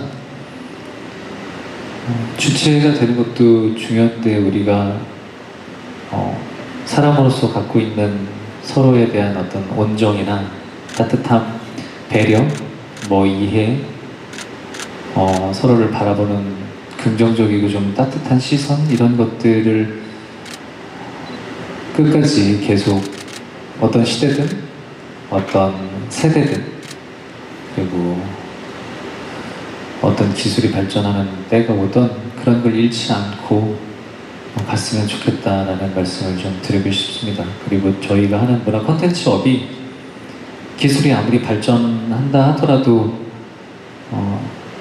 사람을 사람답게 할 수 있는, 사람의 마음을 움직일 수 있는 그런 직업을 갖고 있다고 생각을 해요. 그래서 저희도 저희 직업군 안에서 많이 발전해가는 기술, 테크놀로지 안에서 사람의 마음을 더 따뜻하게 할 수 있는 컨텐츠를 만들 수 있도록 저도 더 노력을 하도록 하겠습니다. 감사합니다. 이제 AI가 없으면 인간적인 매력을 못 느낄 수도 있어요.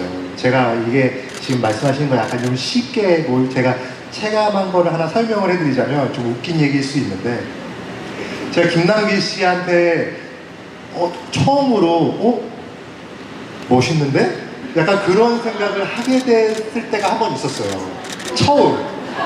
그게 뭐였냐면, 제가 이제 작년에 이제 미국 LA 갔다 왔는데, LA 가니까 차들이 그 웨이몬가 뭔가 그 차 있잖아요. 막 자기가 알아서 막 운전자도 없는데 주차하고 막 다 하더라고요. 근데 제가 옛날에 초창기 때 김남기 씨네 집에 이제 놀러 갔을 때 주차를 이렇게 하는데 그쪽이 주차하기가 되게 힘들었어요. 엄청. 그래서 제가 막 주차를 막 끙끙거리고 막 하고 있는데 김남기 씨가 이제 저 앞에 있었거든요. 제가 이렇게 보고 있는데 야 나와 이러는 거예요. 그러더니 제 운전석에서 저를 이렇게 끄집어내더니 자기가 이렇게 하더니 막 이렇게 한 손으로 하고 이러고 와 이렇게 몇 번 이렇게 막 하더니 쑥 차를 들어가게 하더라고요. AI 시대에는 볼 수 없습니다, 여러분. AI 없이 있어야 이런 인간적 매력을 느낄 수 있습니다. 저 아직도 그 순간을 잊지 못해요. 와, 이런 순간에 너무 멋있었거든요, 정말. AI에 너무 기대실 필요는 없습니다, 여러분. 배우님은 운전도 잘하시는구나. 네. 엄청 그때 구박 먹었어요, 저. 운전 못한다고. 네. 90분은 제가 역할 때문에 시간에 대한 압박을 많이 들었습니다만 90분 너무 짧은 것 같습니다. 개인적으로는 사실은 이제 두 분과 900분에 도전하고 싶다는 생각을 제가 사회학을 전공해서 시사 쪽은 가능할 것 같아요. 그래서 나중에 기회가 되면 900분 시사회 이렇게 네, 너무 좋죠. 네, 좋을 것 같습니다. 네. 뭘 너무 좋아. 아니, 사회에도 자신 있습니다. 네. 정말입니다. 저는 할 수 있을 것 같습니다. 오늘 두 분 말씀 들으면서 여러 가지 생각을 하셨을 것 같고, 무엇보다 앞으로 이제 컨텐츠 산업을 볼 때 두 분께서 말씀하신 사람에 대한 생각들을 떠올리면서 볼 수 있을 것 같습니다. 오늘 여러 가지 말씀 나눠주신 두 분께 큰 박수 부탁드리겠습니다. 감사합니다. 감사합니다. 오늘 대화 내용을 마치겠습니다. 고맙습니다.